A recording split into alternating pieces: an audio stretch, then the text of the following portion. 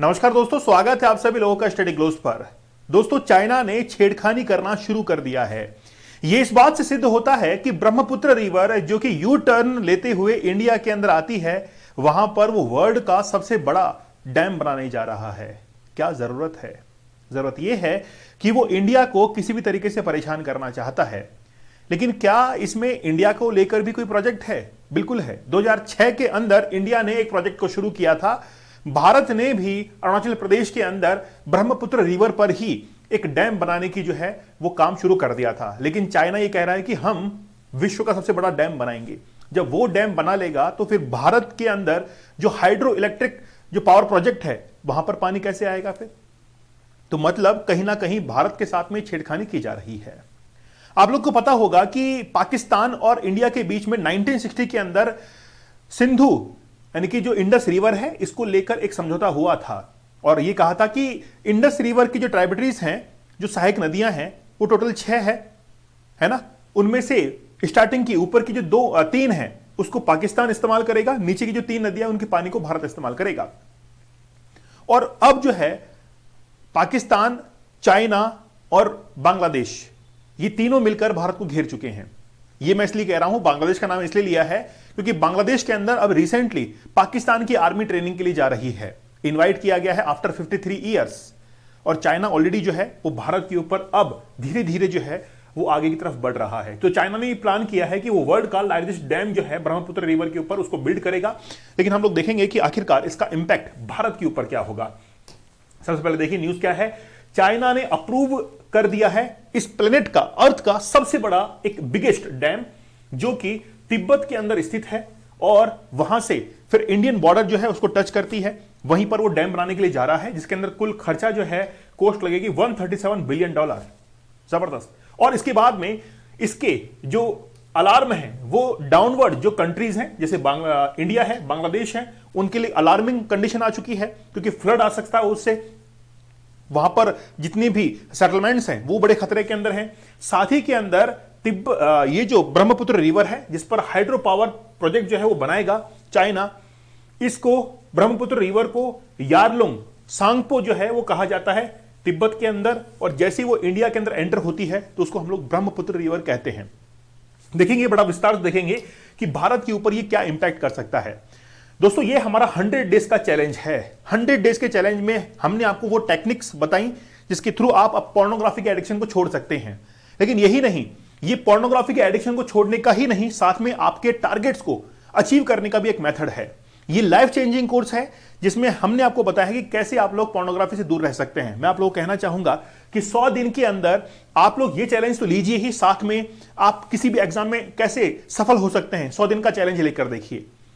100 days में exam को crack करिए। 100 डेज के अंदर वेट को लूज करिए, वेट को गेन करिए, जो भी आप करना चाहते हैं टारगेट को फिक्स करिए और काम कर दीजिए। और हसलर्स के लिए है, हसलर्स 100 दिन तक कौन चैलेंज लेगा? हसलर्स लेंगे।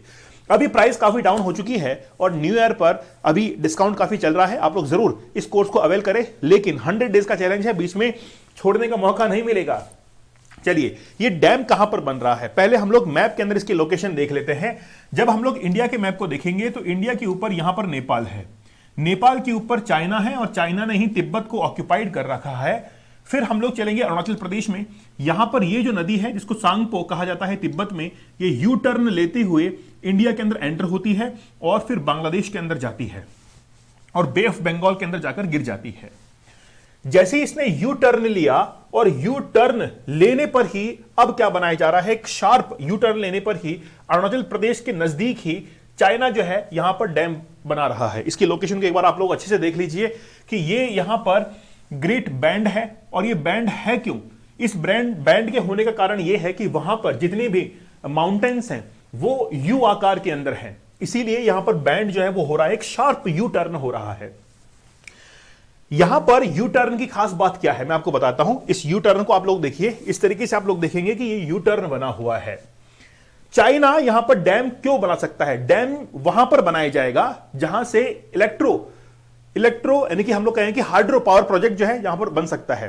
अब हाइड्रो पावर प्रोजेक्ट बनने के लिए किसी भी नदी का पानी का ऊपर से गिरना जरूरी है और फिर उससे जो है वो टरबाइन मूव करेगा और टरबाइन मूव करने से फिर इलेक्ट्रिसिटी जनरेट होगी। तो ऊपर से क्या हुआ, ये पानी गिर रहा है, बिल्कुल गिर रहा है। ये जो ब्रह्मपुत्र रिवर है इसका 50 किलोमीटर का एक एरिया है जो कि अबाउ सी लेवल 2000 मीटर ऊपर है, 2000 मीटर ऊपर है, केवल 50 किलोमीटर के अंदर। और उसके बाद में ही चाइना जो है वो अपना डैम बनाने के लिए जा रहा है। इसका फायदा उठा रहा है कि जहां पर इसकी ऊंचाई बढ़ गई है उसके बाद में क्या करेगा, ये डैम बना देगा, ऊपर डैम बना देगा और फिर नीचे पानी गिरेगा और हाइड्रो इलेक्ट्रिसिटी जो है वो जनरेट करेगा। ये चाइना का प्रोजेक्ट है। लेकिन अब देखते हैं, देखिए चाइना के अंदर एक 3 गॉर्ज डैम है और ये विश्व का सबसे बड़ा डैम बताया जा रहा है। 2008 के अंदर इसको एस्टैब्लिश किया गया था, जिसकी कैपेसिटी आप लोग देख सकते हैं सबसे ज्यादा है। ठीक है, भारत के अंदर इंदिरा सागर डैम भी है। अच्छा, how will Brahmaputra dam impact India, India को कैसे इंपैक्ट करेगा? सबसे खास बात यह है कि चाइना जो है वो इस नदी को कंट्रोल करना चाहता है, इसकी वाटर फ्लो को कंट्रोल करना चाहता है, जो कि इंटरनेशनल जो रूल्स एंड रेगुलेशंस हैं, जो ट्रीटीज हैं, उसके अकॉर्डिंग गलत है।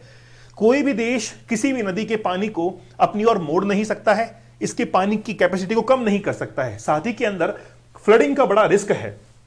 इसके डाउन स्ट्रीम के अंदर जो देश बसे हुए हैं, इंडिया और बांग्लादेश, वहां पर अगर वॉल्यूम ऑफ वाटर जो है वो अगर छोड़ा जाता है तो वहां पर फ्लड आ सकती है, इसलिए बहुत बड़ा खतरा है। साथ ही के अंदर जो सेडिमेंट्स हैं जो कि जमा होंगे वो भी बड़ा खतरा पहुंचाएंगे इंडिया के अरुणाचल प्रदेश को, आसाम को, वो वहां पर जो जितने भी सेटलमेंट्स हैं, गांव बसे हुए हैं, उनके लिए खतरा है। भारत ने ऑलरेडी 2006 के अंदर यहां पर एक डैम कंस्ट्रक्ट करना शुरू किया था। अगर ये डैम यहां पर बनाया जा रहा है तो फिर ऑलरेडी चाइना अगर वहां पर डैम बना लेगा तो फिर यहां पर पानी नहीं पहुंच पाएगा ठीक ढंग से, क्योंकि हो सकता है कि चाइना उस पानी का भी यूज करने लग जाए और जो फ्लो रेट ऑफ फ्लो थी वो भी कम हो जाए और हम जो है वो इस प्रोजेक्ट को कंप्लीट ही ना कर पाए। तो ये हमारा बड़ा कंसर्न है इसके लिए। ठीक है, फिर इकोलॉजिकल जो इफेक्ट हैं वो तो पड़ेंगे ही पड़ेंगे। इतना बड़ा डैम अगर बनाया जाएगा तो कहीं ना कहीं प्रॉब्लम जो है इकोलॉजिकल सिस्टम को भी आ सकती है, जैसे हम लोग देखेंगे यहां पर। ठीक है, अच्छा, एक्चुअली में इसको अभी अप्रूव्ड किया गया है, इसका काम शुरू नहीं हुआ है। What are the challenges? अब चैलेंजेस क्या हैं वो सुनिएगा। इसके अंदर सबसे बड़े इंजीनियरिंग डिफिकल्टी जो है उसका सामना करना पड़ेगा, क्योंकि इसका बहुत बड़ा इफेक्ट जो है वो प्लेट टेक्टोनिक के ऊपर पड़ेगा। आप लोगों ने पढ़ा होगा, जैसे वैगनर का एक प्रिंसिपल था, हैरी और हैस का एक प्रिंसिपल था। तो प्लेट टेक्टोनिक्स क्या होती है कि हमारी जो अर्थ है उसके ऊपर बहुत सारी प्लेटें हैं, कुछ मेजर प्लेट्स हैं, 7 मेजर प्लेट हैं और 100 से अबव माइनर प्लेट्स हैं। तो जो प्लेट्स होती हैं टेक्टोनिक, उनके अंदर अर्थक्वेक आना शुरू हो जाएगा और जैसे ही अर्थक्वेक आएगा तो वहां पर कंस्ट्रक्शन करना बड़ा मुश्किल है। फिर फ्रिक्वेंटली वहां पर सिस्मिक वेव जो है वो आती हैं, अर्थक्वेक के लिए सिस्मिक वेव जो है वो आएंगी, वो एक बहुत बड़ा एक टास्क है। साथ ही के अंदर जो ब्रह्मपुत्र रिवर है वो तिब्बतन प्लेटो को क्रॉस करते हुए कैनाइन, डीपेस्ट कैनाइन जो है उसका निर्माण करती है, क्योंकि ये 25,154 154 फीट से नीचे डाउनवर्ड गिरती है और उससे बहुत बड़ा गार जो है वो बनता है, कैनाइन वो बनता है। साथ ही के अंदर यहां पर बहुत ज्यादा रेनफॉल भी होती है और लगातार रेनफॉल होगी तो चाइना के लिए वहां पर डैम बनाना बहुत मुश्किल होगा। भारत के लिए भी मुश्किल हो रहा है, इसलिए 2006 से हम लोग उस डैम को बनाने के अंदर लगे हैं और अभी तक पूरी तरीके से वो कंस्ट्रक्ट नहीं हो पाया है। तो ये चैलेंजेस जो है वहां पर देखने को मिल रहे हैं। साथ ही के अंदर चाइना का ये टारगेट है कि 300 मिलियन जो लोग हैं उनको 300 बिलियन किलोवाट पर आवर जो है एनर्जी उनको प्रोड्यूस की जाएगी उनके लिए। तो ये भी एक जो है उनका प्रोजेक्ट है। अब एक्चुअली में क्या है कि ये जो कुछ एरिया है 50 किलोमीटर का उस ब्रह्मपुत्र रिवर का, जहां पर उसकी हाइट जो है वो बहुत ज्यादा बढ़ती है, वहीं पर वो अपना डैम जो है वो कंस्ट्रक्ट करने के लिए जा रहा है। अब देखिए एक्चुअली में क्या है कि चाइना जानबूझकर वहां पर डैम को क्रिएट कर रहा है। क्यों? क्योंकि उसको पता है कि ऑलरेडी इंडिया वहां पर वर्क कर रहा है। और आप देखिए कि भारत के जितने भी नेबर्स हैं, चाहे हम लोग पाकिस्तान की बात करें, चाहे चाइना की बात करें, आप आज बांग्लादेश की बात कर लीजिए, बांग्लादेश के अंदर जो हलचलें चल रही हैं वो देख लीजिए आप। तो पूरी तरीके से इंडिया को डिस्टर्ब करने की ये कवायद चल रही है और इसके लिए सबसे बड़ा रेस्पॉन्सिबल कौन सा कंट्री है? वो है यूएसए।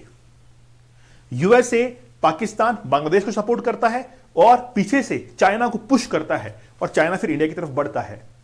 ठीक है, तो ये यूएसए की स्ट्रेटेजी है, थोड़ा हमको समझना पड़ेगा इस चीज को।